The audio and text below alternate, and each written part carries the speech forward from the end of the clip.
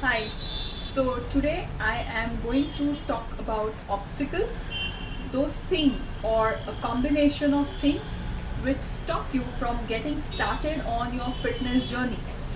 So, if you are someone who knows that you need to take action to do certain thing for your own health, but you aren't doing it for variety of reasons, then I want you to listen to this entire video very carefully, and not just listen but write down the point which you feel, hey, this is what I relate to, this is the thing which is stopping me, or there might be something different from what other points that I have touched upon.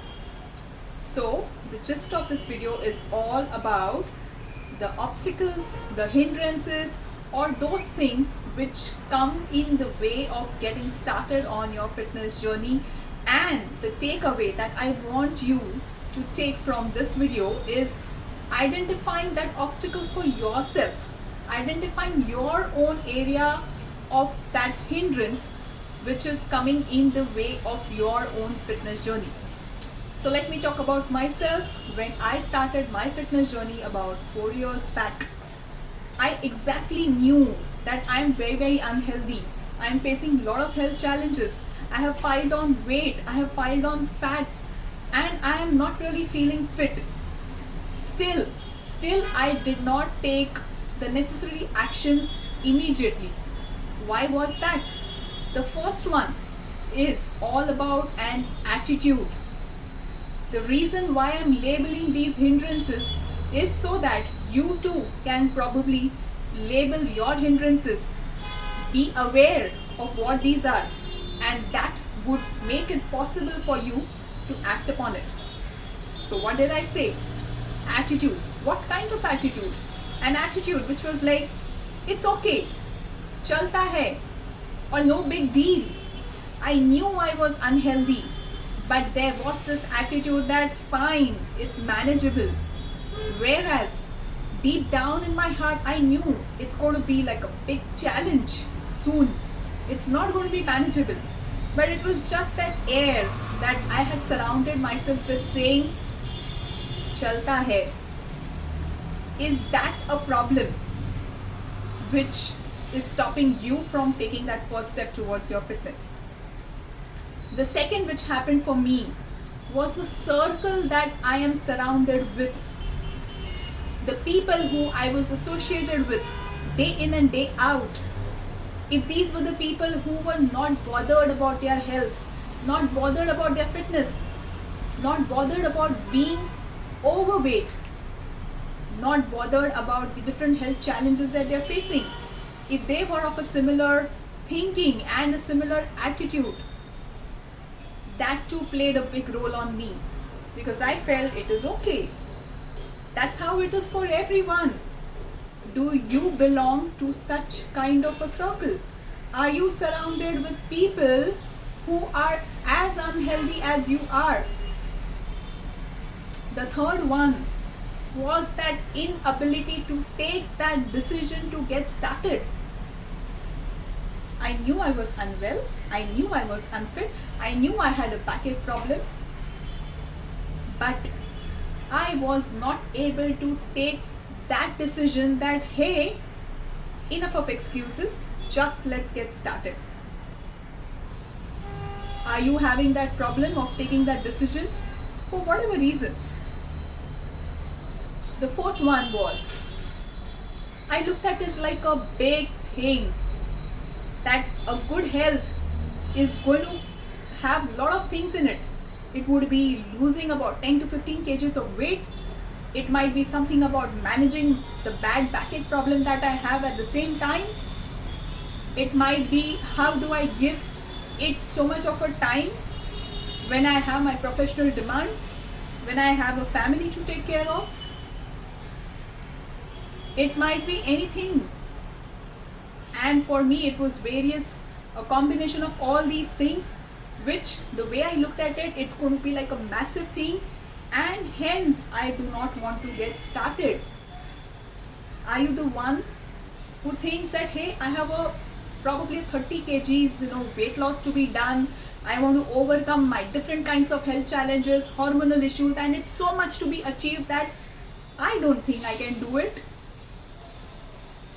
So thinking of your health and all those associated problems in totality and making it like a scary monster, that can be one of the obstacles. The next one, which constantly stopped me from deciding, is my past experience of having started on any kind of fitness journey, be it watching my meals or being it doing certain things which I later knew were not really the correct things in terms of health, but not sticking to it and giving up. I knew that I cannot stick to it consistently. I do not have that discipline to be dedicated to my fitness journey.